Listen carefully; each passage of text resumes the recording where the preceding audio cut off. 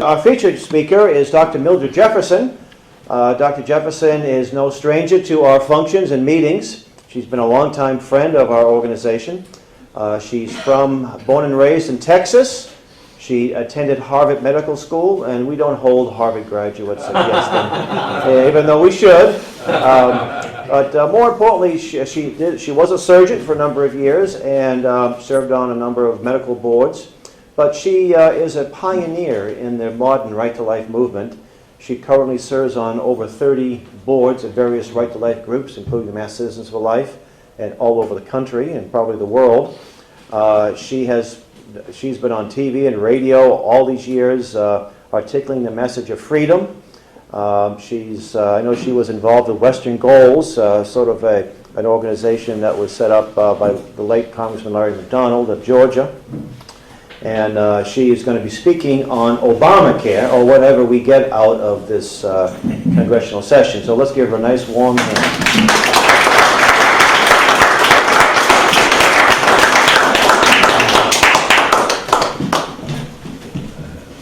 Good evening. Good evening. It is delightful to see you, so many of whom I have not seen for more than 5 years. I stopped counting at 5. And others I'm grateful for having here because I forgot to call them to tell them exactly where we were and what time we were starting. But they got here anyway, and we are very grateful for their presence. It never matters to me how many people turn up for a particular meeting, because my motto is, no distance is too far, no crowd is too small, as long as one person there gets the message and carries it forward. Because one small idea carried by 1 + 1 + 1 becomes a movement that can change the destiny of nations. And we, in this great United States of ours, should remember more than anyone else the power of the few, the dedicated few. Because without that dedicated few, we would have no nation such as ours founded under God. Hear, hear.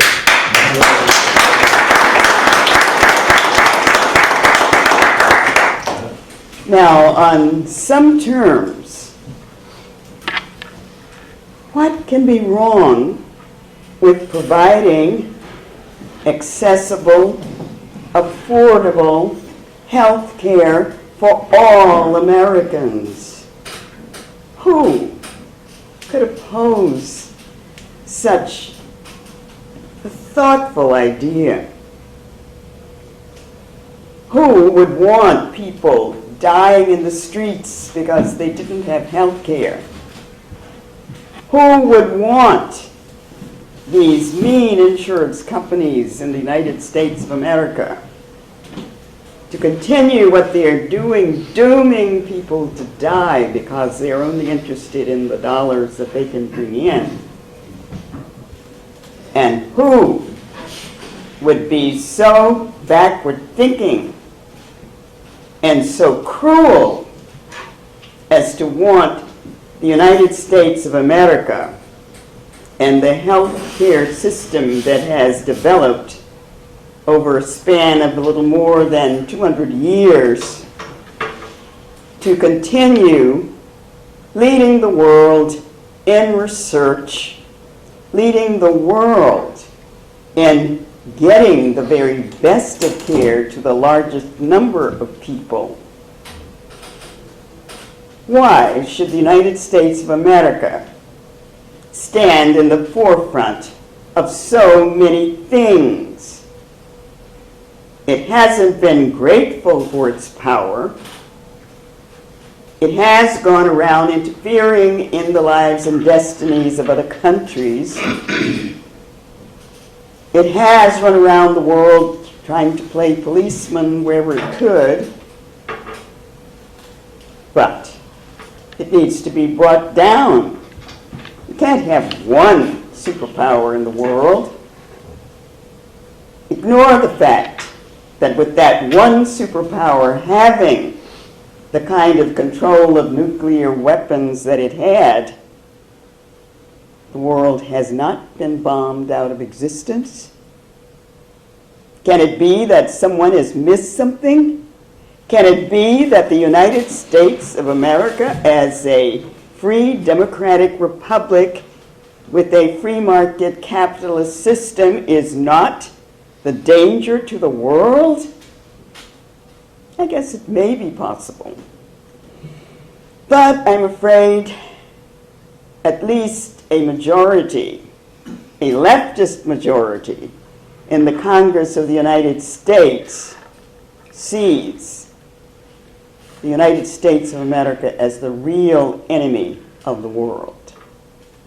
That is about the only reason I can understand for the action taken by a majority of the members of the House of Representatives, our own Congress, for voting to enact a bill on what they call health care reform that will be, I think, the most damaging blow to liberty and freedom ever enacted by a House of our Congress. I think people who have not read it, and I'm sure most of the Congress hasn't, I haven't even had a chance to read it all. All I have is excerpts that people have from different parts of it they have seen. But from those excerpts, the very tone, which is also the tone of one that's been set aside, the former H.R. 3200, it has the harsh, punitive, insulting tone that you always associate with the bureaucracies that are ruled by any of the political factions that end in ism. Everything has a fine, practically, so that those who don't want to participate will be forced to participate. Now, wouldn't you think, if this is such a great blessing for the people of the United States of America, that you could sell it on its own merit? Why should there have to be the compulsory aspects? Why should there be the demand for compulsory aspects of whatever versions they have come up with? Because they know that deep in the character of our people is the quiet mistrust which has been bred by the dishonest representation that the term healthcare reform has begun to invoke, because it is very clear that if there were the direct concern for providing every citizen, even those too young to be legal citizens, what would be beneficial for their health and keeping well, that they would not have to have punitive fines and compulsory rules and regulations. But they can't do that because they have never been honest about the reasons for wanting to have government-controlled national health care for the people of the United States of America. I put out a challenge to some of my friends in our different coalitions who have been working in the area of health care provided for citizens without rationing and without including a way of thinning out those who are going to cost too much on the system. I can't grace it with the term euthanasia because there's no good death about it. you'll notice everything is based on either giving something that's not needed or withholding something that is. If you're not allowed to starve to death or to thirst to death, then you may be given something that will help you along by depressing your respirations or your cough reflex so you can die quietly behind the door, relieving the roles of the cost of taking care of you without really having to acknowledge that it was done. And no one at whatever level of government can assure you that there won't be any death panels for removing grandma. They didn't mention grandpa, but he would be there too if he were around. Because they don't believe that we have either any memories or any common sense. We happen to know what the people who have been appointed to the critical jobs in this administration were doing either in the jobs they had before or in the lower levels from which they were removed. We know what they advocated in the administration of their offices. And we know the higher they rise and the more power they get to enforce these destructive ideas, they certainly will take advantage of doing so. What in particular am I thinking of? We're always told that here in the United States of America, we pay more for health care than anybody else in the world, and still we rank 17th in deaths from this and 19th in deaths from that. But they also ignore telling you we spend more for everything else than other people do. We spend over $1 billion a year for nail care, haircuts, cosmetics. Do they want to live on the same economy of the people they are suggesting to us when they mention the countries that have the nationalized healthcare systems?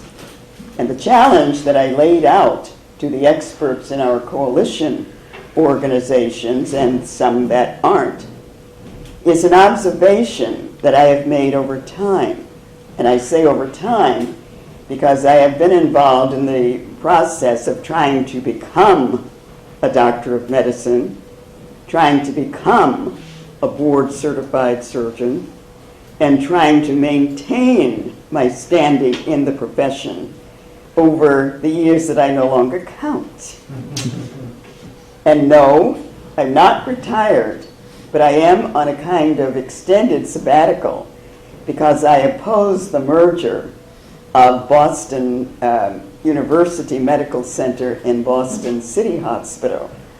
And Boston University Medical Center went forward without me, without letting me determine whether I wanted to be part of it. And that's how I began this enforced and overly long sabbatical. But I'll let you in on a little secret.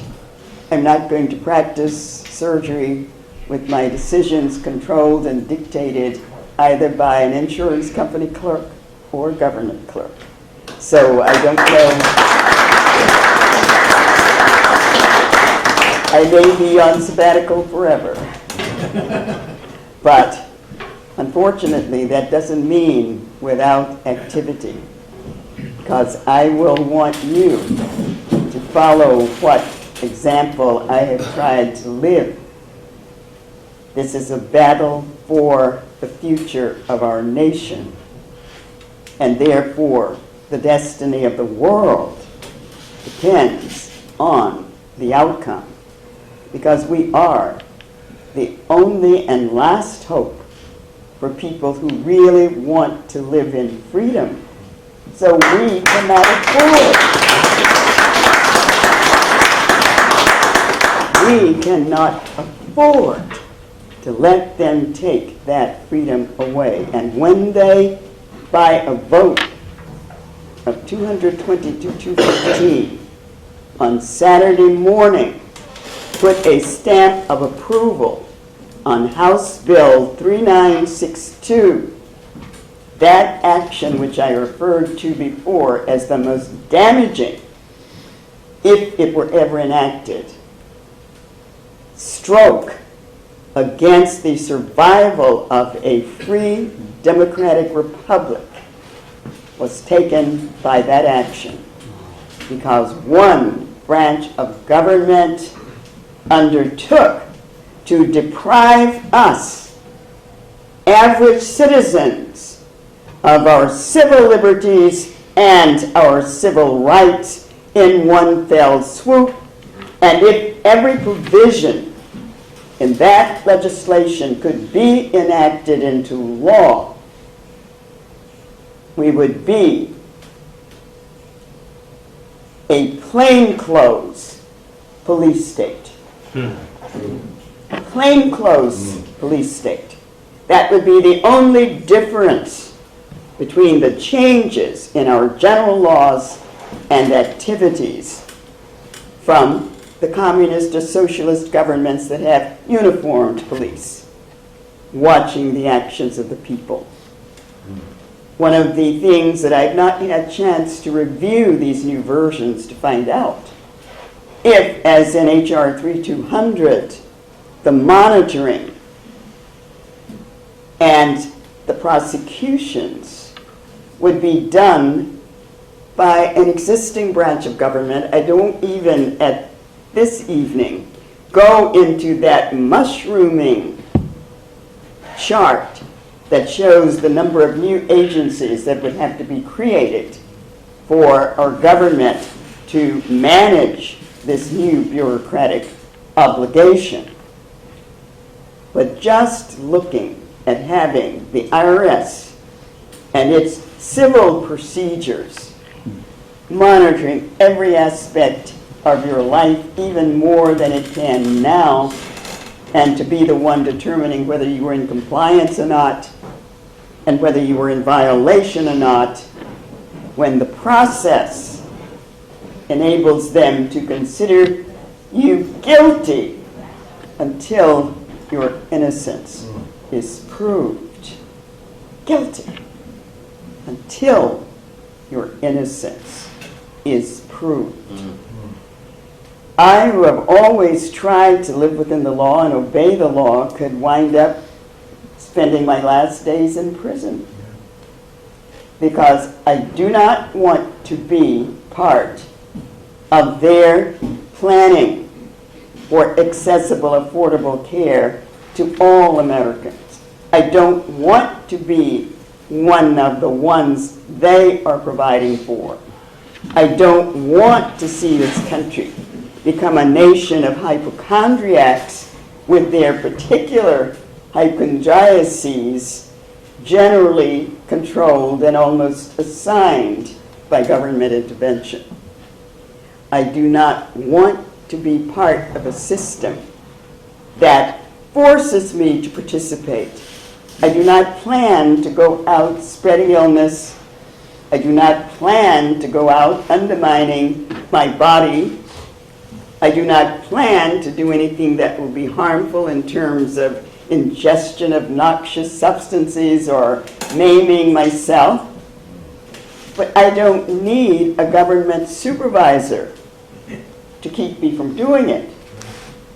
And I know there are many people with whatever problems they have had in their lives. They say, oh, well, what is all this liberty and freedom to me? I can't do this and I can't do that. But you have the freedom to do it if you can find a way of doing it. And no one ever seems to stop to think. They have used deception in playing on the fears and anxieties and uncertainties and the anguish of many people who have had problems with getting appropriate health care. They also ignore the fact that some of those who are able to afford the very best may not sometimes end up with it. That's a problem too. But that is not the principal problem of health care and its distribution, and most of it is illness care, not health care, in our United States of America. I have not analyzed the full path of things, but I was extremely distressed to have the American Medical Association joining with AARP to support the administration's notion of health care reform. Because I don't consider that you could possibly create sensible, effective, or appropriate reform when you have not made an appropriate analysis of the system to come up with exactly what is wrong with it. And not having come up with exactly what is wrong with it, why are you coming up with solutions of what you propose to do about it? That makes as much sense as if you came to me with the pain in your wrist and said, I think there's something wrong with it. Would you mind examining it and putting me through a few tests to see what is wrong? And I looked at you and said, well, I'm not sure the rest of you is sound. And I don't really think I should do anything about this arm or wrist until I know whether or not the rest of you is worthwhile or in proper condition. So, since I don't know, I think I will make a decision that there's something wrong with you, and then I will undertake to do what I think will correct you. You wouldn't be happy with that.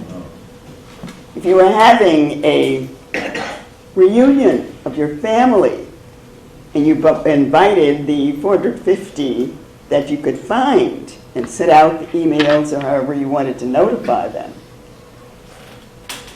and to your dismay, instead of 450 responding, 1,450 responded. And they said they were all coming, and you cannot accommodate more than 500. So since you can't, instead of putting them in hotels and whatever and having friends take them in, you decide you're going to blow up your whole house and start all over again because you can't accommodate the extra 1,000 that are coming. To me, that's what they've done with regard to looking at the healthcare system in the United States. And because it's not the socialist system of England or Canada, and because it's not like any of the other state plans in Spain or some of the other places, got to get rid of it. Got to do something else. Start with false conclusions. Start with false premises. Well, I hope you're not, well, you did start with conclusions. I don't know where you can go when you start with a conclusion, but I don't think you're going to come up with anything very beneficial.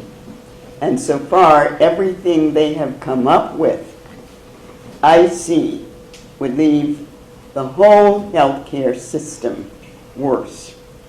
You will notice that when Queen Elizabeth had a very serious medical problem, she did not go to her state system. She put her interior into the private system. And you will notice that even Canada is sending patients to the United States.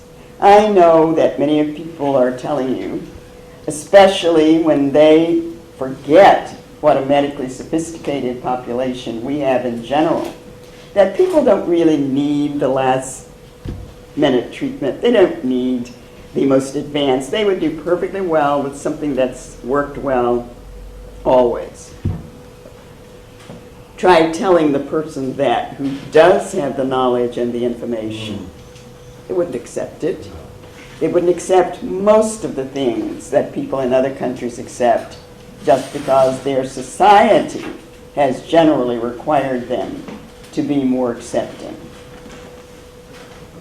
I would like every person in our country who does not want to live under a police state, plainclothes police state, to notify that 220 members of the Congress of the United States that you are concerned about what kind of citizens they are and what kind of Americans that they are, that they would be willing to forfeit our civil liberties and our civil rights and our ability to live in a free country, making the decisions regarding our lives for ourselves. Because I want to ask each one of them that. I have seen a Reeflurve, in fact, in today's news, that the Republican congressman from the 9th District of Louisiana, who has an Asian name, voted for this bill because his constituents wanted him to vote that way. That in itself is complimentary, but having to do so is unfortunate. And I certainly am going to get to all of my contacts in Louisiana, at least in that part of New Orleans, to find out if they can get information to those constituents, because those poor people have been misled. They have some idea that by voting for this, it's going to enable them to have this paradise of health care. It's going to enable them to have all of the things that they have been promised, and no system could ever provide everything that they are promising in the legislation. No country could ever afford what they are promising in the legislation. Somebody has to pay for everything. And they may think they'll be able to tax the rich enough to pay for it, but they may not necessarily get away with that, because so far, even those called the rich still have civil and constitutional rights, and trying to create a taxation directed only at a certain few, I think, is going to come into certain constitutional challenges.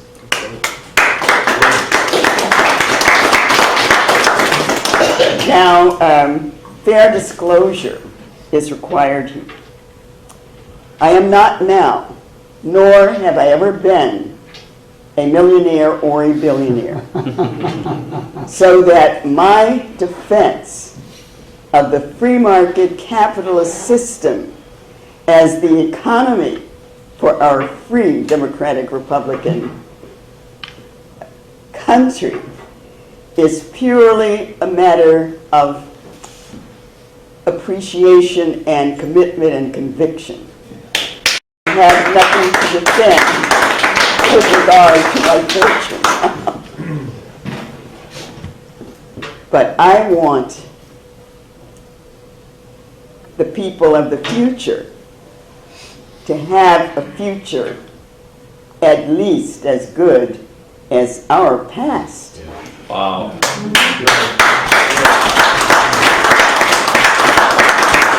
As I look at all of these people in the highest levels of the administration, I'm speaking now of the elected representatives, and the arguments that they have made for this push for a nationalized health system. Oh, I know they deny it.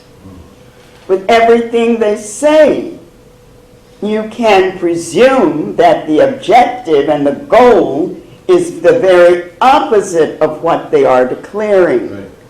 The one word they don't want you to remember or to use is socialism, because they know that down on the very bottom of the grassroots of the citizens of our country, they don't want an ism.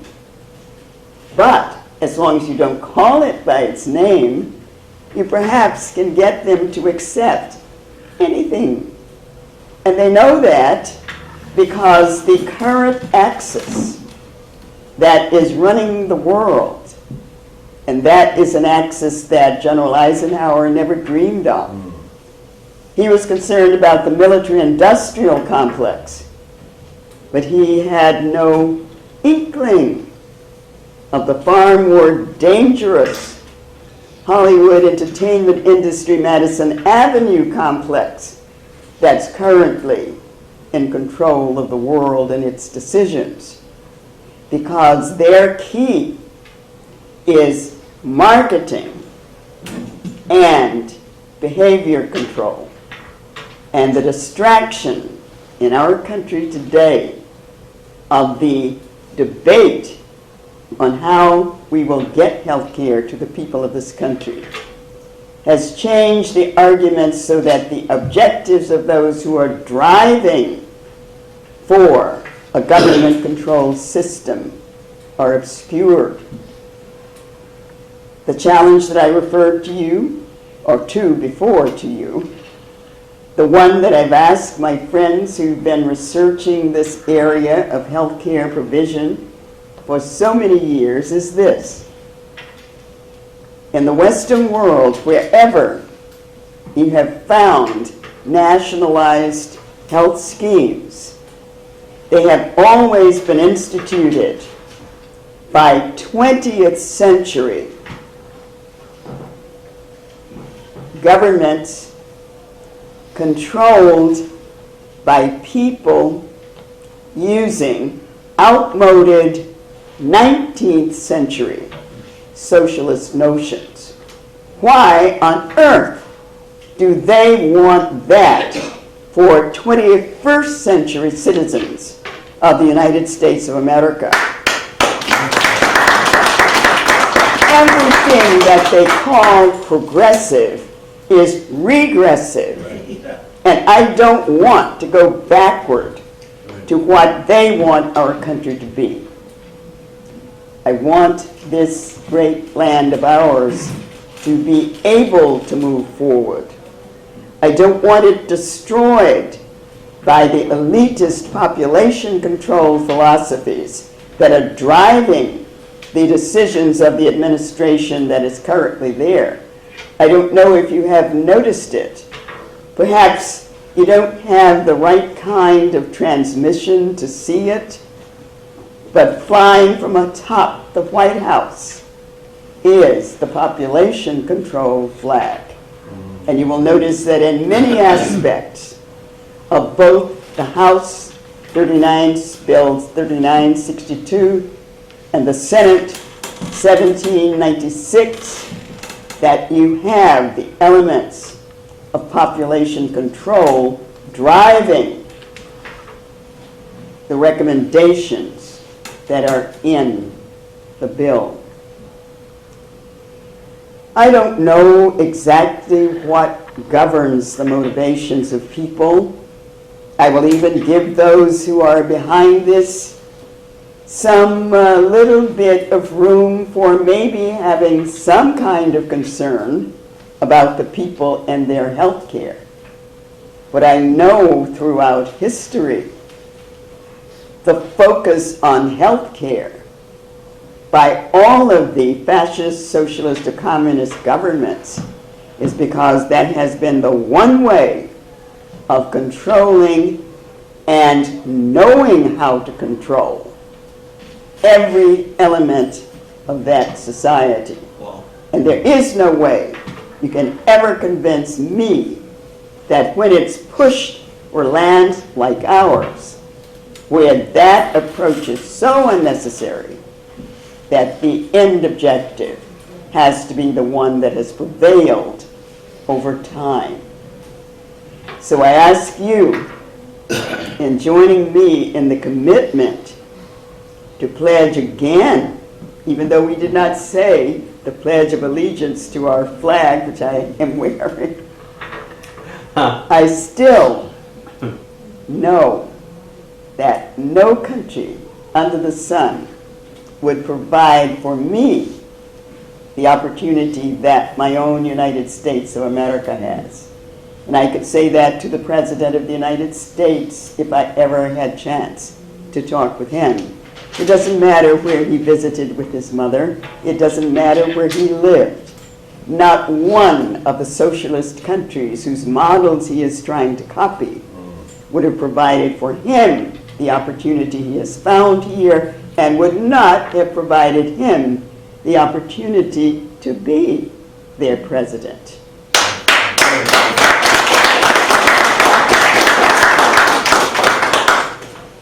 So our mission is clear: defending our own United States of America, defending our own flag of the United States of America, and the republic for which it stands. But we know that we, as individual free citizens in a free country, have the obligation to pay for that freedom with responsibility and fighting the battles that must be fought. And since we have obligations, we're not only defending, as the Right to Life movement that I represent, that foundation and cornerstone of the Republic, but we are also fighting to defend the Judeo-Christian moral tradition as the basis of the laws and customs of this country.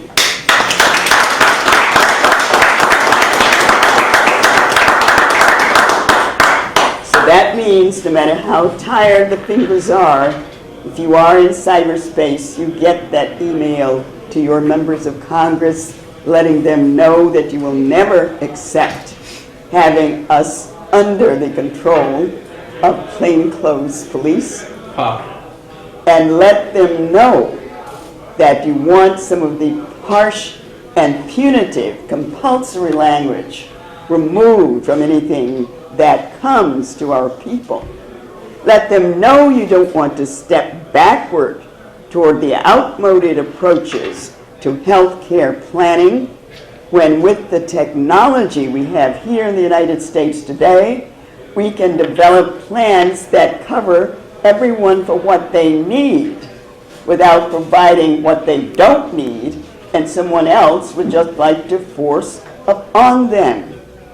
And just one simple plea, that the members of the Congress of the United States do remember they are to represent the people and not to deprive the people of even their legal rights to defend what they believe in. Here in the Commonwealth of Massachusetts, in that vote, we have only 2 members that remembered both life and the defense of life and conscience. And those are Representative Steve Lynch from our end of the state and Representative Richie Neal from the western end of the state.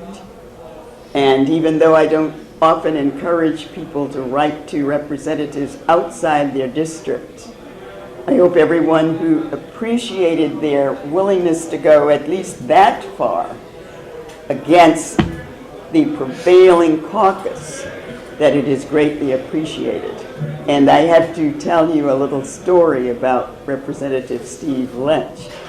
I don't know how many of you remember years ago there was a front page story in the Boston papers about a youth who defended his country's flag with his fists on City Hall Plaza. Well, I was so impressed seeing this youth in that photograph. Not only did I clip the picture from the paper, but I kept it, but I also remembered his name. But, you know, you don't really follow people that you just happen to see once in the papers.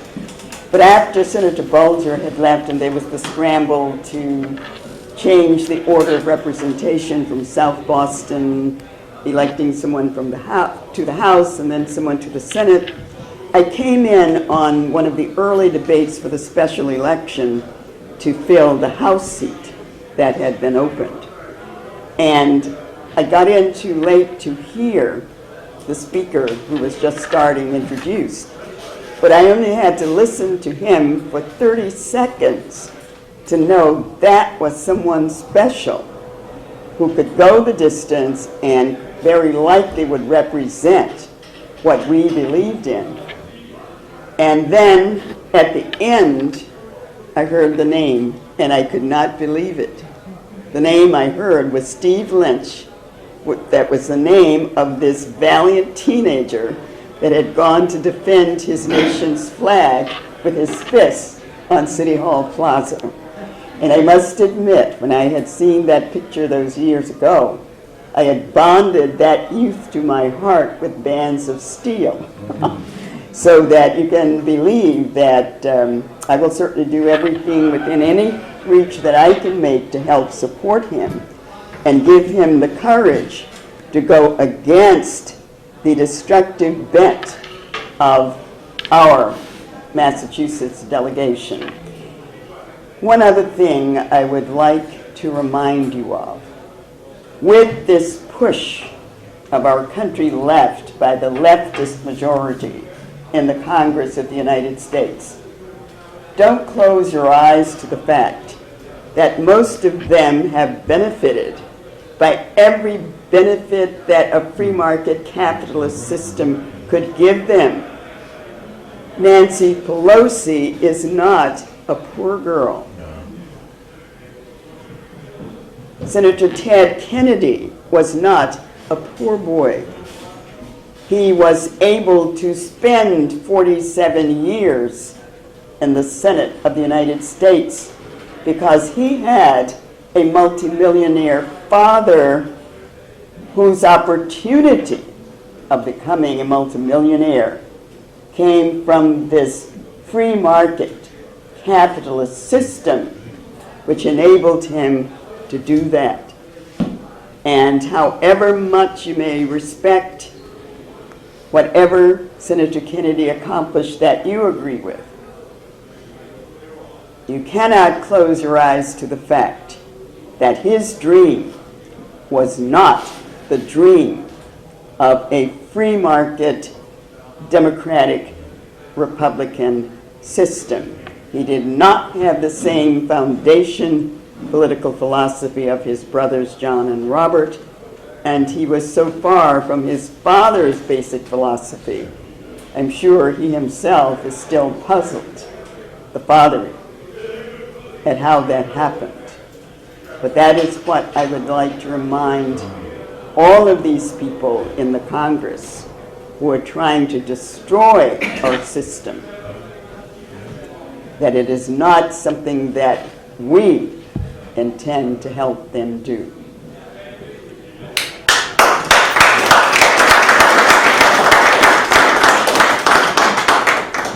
I don't mind being ridiculed as a flag-waving patriot.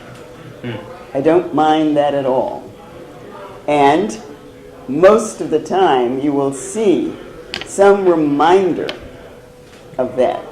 If it's only just a little pin, or maybe just a red, white, and blue scarf, because I am truly grateful for being born in this land of the free and the home of those who I hope will continue to remember to be brave.